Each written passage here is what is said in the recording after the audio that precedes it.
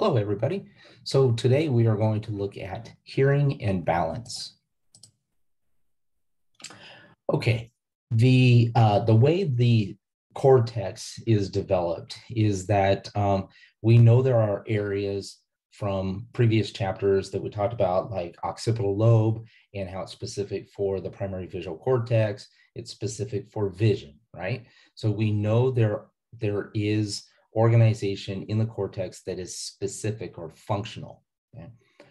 And we've also talked about the sensory pathways for vision and how it went from the eye and then the optic chiasm to the thalamus to the primary visual cortex, et cetera. So that is what we refer to as a hierarchical organization. Okay? Specificity and complexity increases with each level, and you see that on the left side of your chart there. Now remember, sensation is detection of a stimulus, performed pretty much the same way by all people, okay? And that's because we have the same sensory organs, like the eyeball or the ear.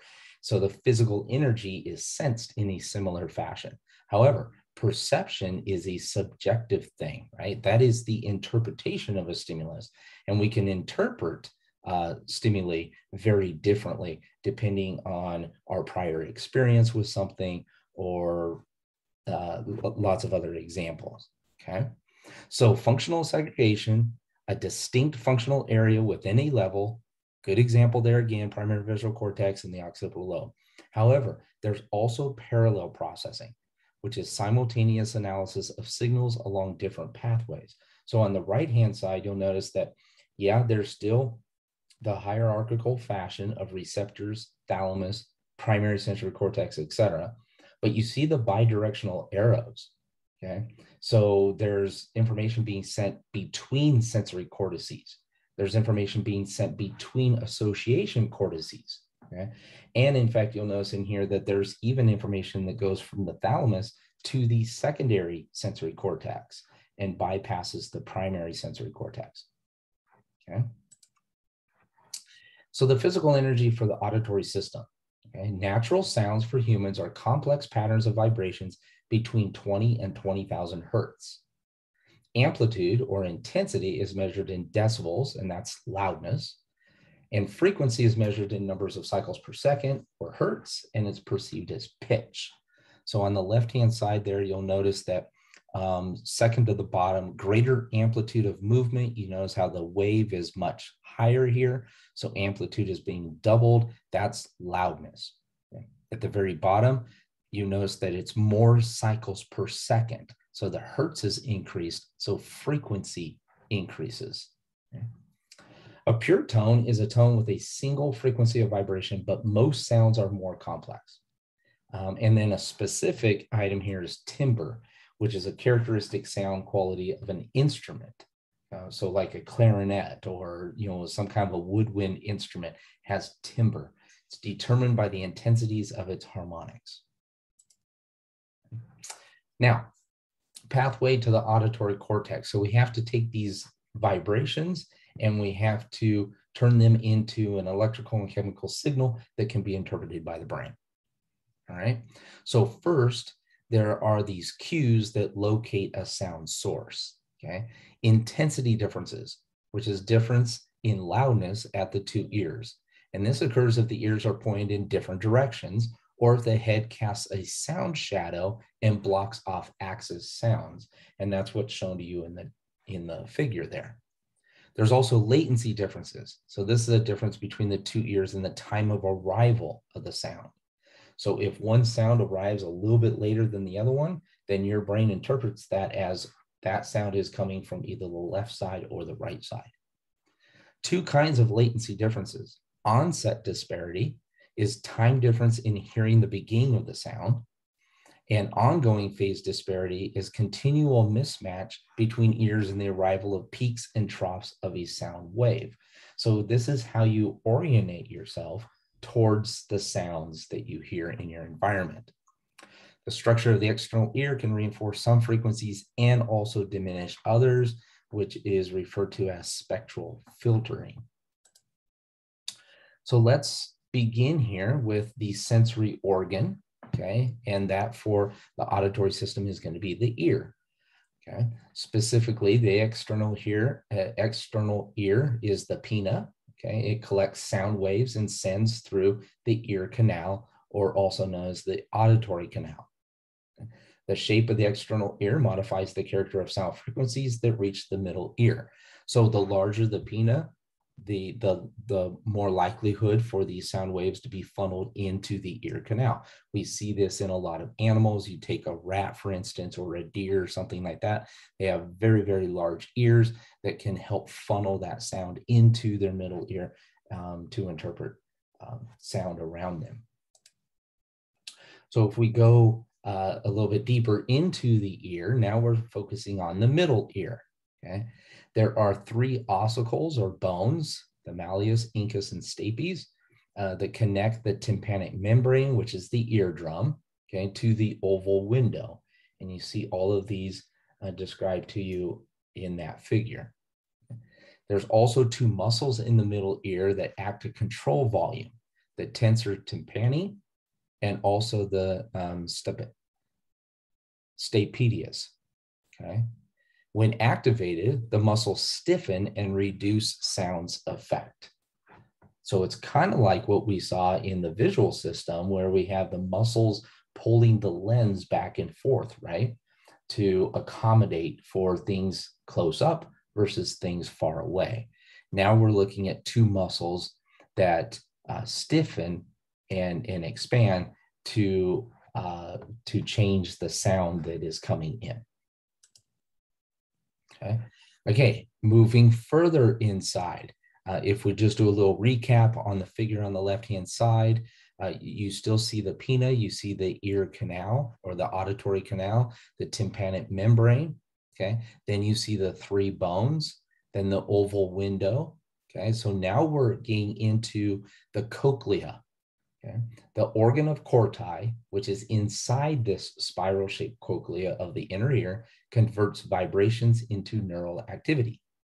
And how do they do that? Well, the hair cells inside the cochlea transduce vibrations into a neural signal sent to the brain via the vestibular cochlear nerve, or we can refer to that as the auditory nerve, okay? So on the right-hand side of the slide, you'll see these hair cells, okay? And when vibrations hit those hair cells, you'll notice that calcium channels open up, potassium channels open up, okay? Remember, those are positive ions. Those positive ions go into that negative environment and make it less negative. So you'll see that's a depolarization.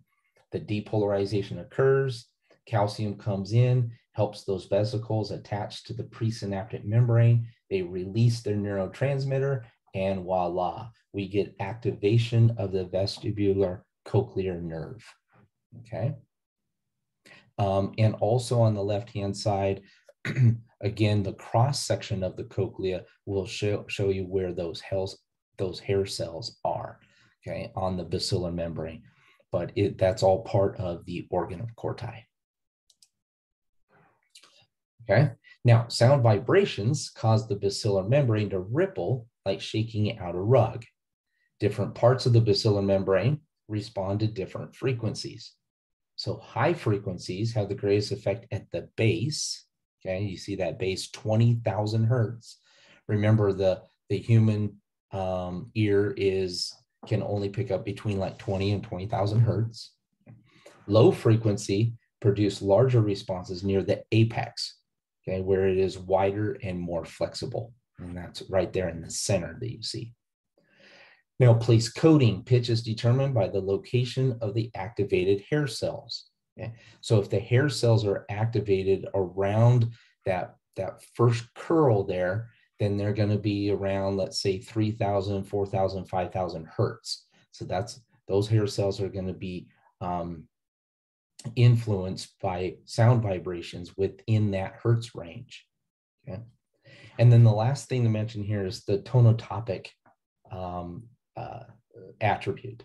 So cells responsive to different frequencies, like I said, 2,000 hertz, 3,000 hertz, whatever it might be, are found in different places at each level of the central auditory system. So again, there's a mapping in the auditory cortex that matches the place coding of the hair cells in the cochlea, okay, on this basilar membrane. So now let's look at the pathway from the inner ear. Okay, so the inner ear, those hair cells are going to be the transducers. Those hair cells are what are taking the physical energy and turning it into an electrical chemical signal interpreted by the brain. Okay? And that happens in the cochlea on that basilar membrane. So now the auditory nerves exit the cochlea, right? And they're sent to the superior olivary nuclei, which is the first site of binaural processing, which are for both ears, as each receives input from left and right cochlear nuclei. Okay, and you'll see those crossing over of the arrows in your diagram. Superior olivary nuclei pass this information from both ears to the inferior colliculi, right, which is the primary auditory centers of the midbrain. Outputs then of the inferior colliculi go to the medial geniculate nuclei of the thalamus, and then from the thalamus extend to the primary auditory cortex, which is in the temporal lobe. Okay, now at the cortical level, now here we're looking at the secondary auditory cortex. There are two association cortices. Okay. One of these is the anterior auditory pathway, which goes from the secondary auditory cortex or from primary auditory, from secondary auditory cortex to the prefrontal cortex. Okay? And we believe that this is the what system, okay? Maybe more involved in identifying sounds, what those sounds are. Again, okay? So primary auditory cortex to secondary auditory cortex to the prefrontal cortex.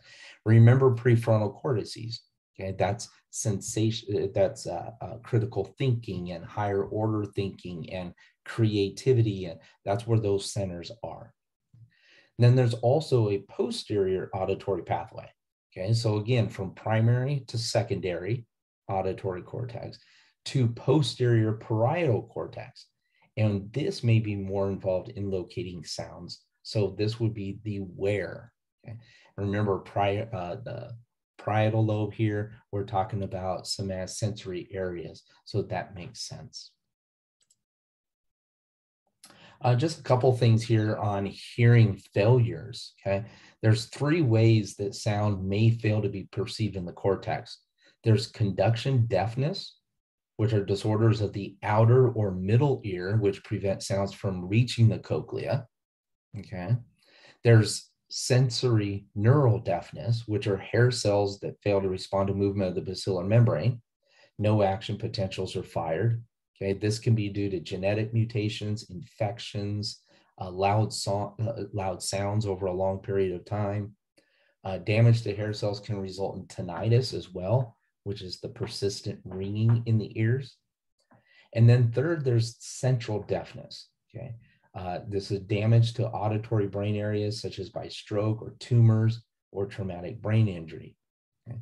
If there's word deafness, then selective difficulty occurs recognizing normal speech sounds and normal speech and hearing of nonverbal sounds. Okay?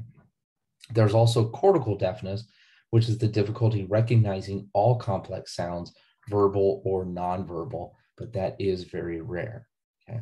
And what I wanted to show you in here also was this cochlear implant that they did. So you may have seen an individual with this device right above their ear, and that is feeding down into the cochlea, okay, and providing the an electrical current that it can now be picked up and interpreted by the brain. Okay, so now we switch gears a little bit to the vestibular system. And the reason why we do the vestibular system is because it's very, very closely connected with our hearing system, okay? So we're going to talk about the physical energy here and the pathway, okay? On the left figure, you're looking again at the external ear canal. You have the eardrum there. the tympanic membrane, you have the ossicles, you see that, you see the cochlea, and we've explained all those areas, okay? Now we're going to talk about a structure that's just next to that cochlea, and you'll see that in the figure on the right-hand side, okay? And these are called the semicircular canals. There are 3 fluid-filled tubes that are connected at their ends to the utricle and the saccule. These canals are orientated in 3 planes of the head. So there's nodding, shaking, and tilting. I know on your figure there's only X, Y. So the Z would be the one that's kind of going horizontally there. Okay. And then the ampulla is an enlarged chamber at the base of the canals, and that contains the hair cells. Okay. So again, the vestibular system, the transducers, again, are hair cells that are moved physically. Okay. Specialized receptors in the utricle and saccule provide acceleration and deceleration signals. So you can imagine that all of these different sensations that you have, like on a roller coaster, it takes off very, very quickly, and you interpret that as moving very fast. You stop very fast. That is the fluid, okay, that is filled in these semicircular canals that are moving around to try to orientate you to the proper position. Many vestibular cochlear nerve fibers terminate in the vestibular nuclei in the brainstem, but some also project directly to the cerebellum. Okay. And then finally, I listed this as the vestibular system balance or lack thereof, because I think we've all been there with being disoriented after maybe going on a ride or something like that. So here, I just wanted to go in a little bit more detail with the semicircular canals.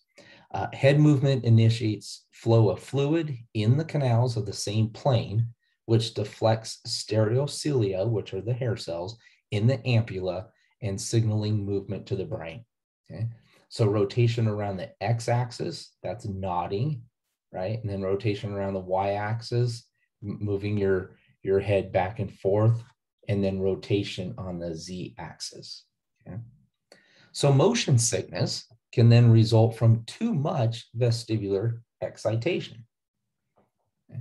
And the sensory conflict theory for motion sickness states that sickness occurs when we receive contradictory sensory, such as between vestibular and visual input. Okay.